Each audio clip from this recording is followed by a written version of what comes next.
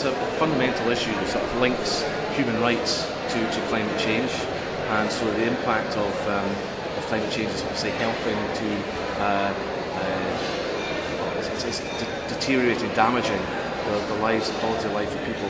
Demonstrate that developing countries can see that there are developed nations that recognise that we are the nations that have caused the problem, and that we're taking responsibility for that, and trying to help them address the challenges they face in adaptation, and also to make them assist them in the transition to a low carbon economy, so we can shorten the time it takes for developing nations to get access to that technology and to develop their economies. Why do you think it matters? Well, the number matters on a number of fronts. Firstly, because of the human impact that climate change is having around the globe, and as we said earlier on, there are people who face real challenges. You're now hearing from colleagues from the Philippines and other places where day-to-day existence is affected by climate change, is feeling very, very stark impacts of climate change on their societies. So we have a moral responsibility, an ethical responsibility to help in that situation. It's also helped for another reason. I think it's a very important bridge between developed and developing countries in terms of the wider climate change negotiations. And so there is a lack of trust, I think, possibly quite genuinely arisen from things which we can all be ashamed of in the past, but the developing nations have a lack of trust for developed nations and where they want to go in climate change. So we are, I suppose, taking this agenda forward, and hopefully other developed nations will do so as well, as a way of saying, look, we do actually care, and we do want to do what we can to help you and bridge that gap, so we can get a genuinely global deal in Paris in 2015. This is absolutely essential. What do you think Scotland's role will be?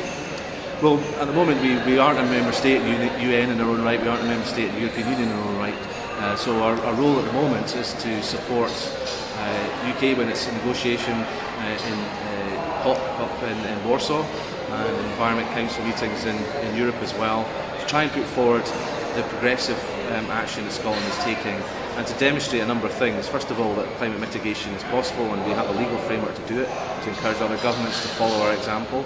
The second thing is to demonstrate that it's not necessarily, as I think a number of speakers have said, not necessarily a bad thing for your economy. It can be, as we've said today earlier on, it can be counter-cyclical.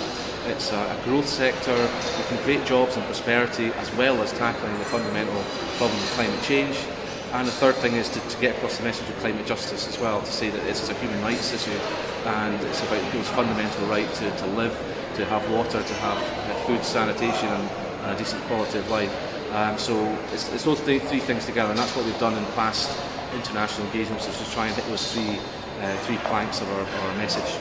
The First Minister said that Scotland will double its climate justice fund.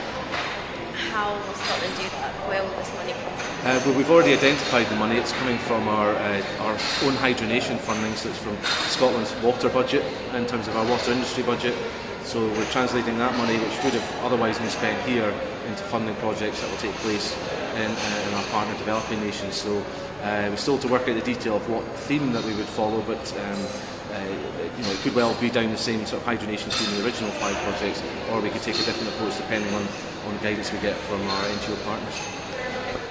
Do you think independence from the UK would hinder or help with climate change plans? I would hope it would help, and the reason why I say that is the UK, to be fair to the UK, is a relatively progressive member of the European Union, and it has ambitious targets itself for climate mitigation.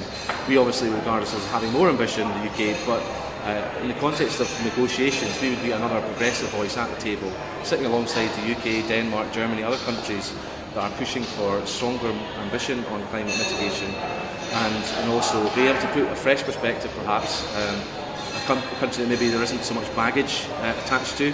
We can have a neutral voice that can talk about issues like climate justice, and hopefully do what we aim to do, which is try and be a good global citizen, show a good example.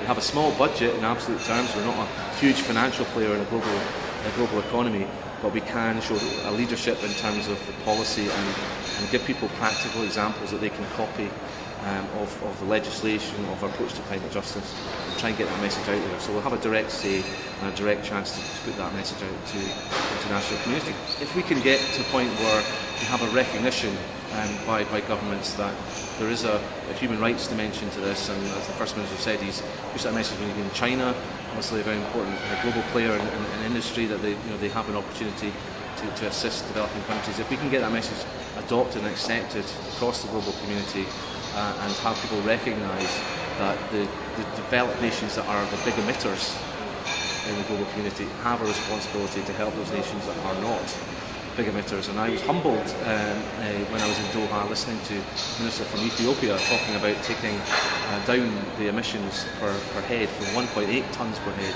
to 1 tonne per head. So a developing nation, not with a huge financial resource, but committed themselves to climate mitigation.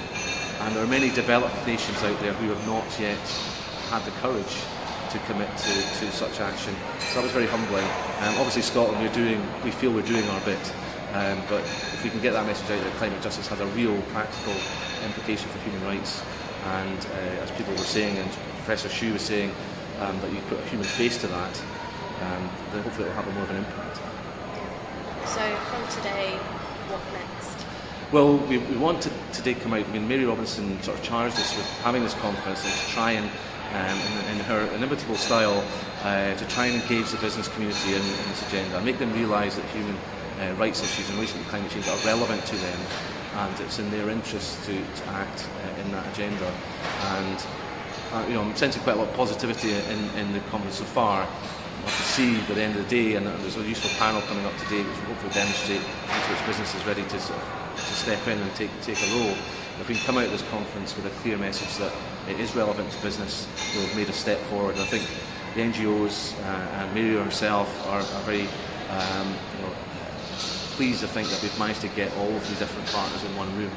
And so it's really, the onus is on us to come away with a positive message and take that message to Warsaw as well, to say that there are businesses that this is not an anti-business message. It can be a pro-business message, that whatever they've done in the past, that businesses can make a real impact on this agenda going forward.